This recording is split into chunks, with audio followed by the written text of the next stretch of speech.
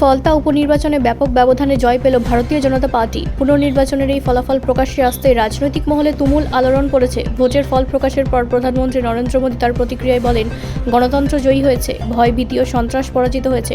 প্রধানমন্ত্রী আরও জানান, মানুষের মুক্তভাবে ভোট দেওয়ার অধিকারই গণতন্ত্রের আসল শক্তি এবং ফলতা উপনির্বাচনের ফলাফল সেই সত্যতাকেই প্রমাণ করেছে।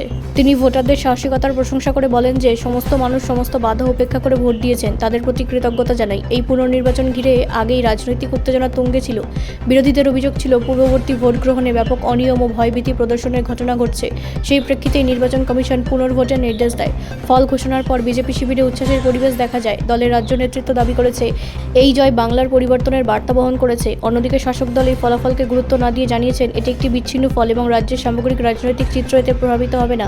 রাজনৈতিক বিশ্লেষকদের মতে ফলতা উপনির্বাচনের ফল শুধু একটি আসনের জয় পরাজয়ের সীমায় আটকে নেই, বরং এটি রাজ্যের ভবিষ্যৎ রাজনীতিতে বড় ইঙ্গিত বহন করতে পারে। ব্যুরো রিপোর্ট, রাষ্ট্রীয় প্রসার বাংলা।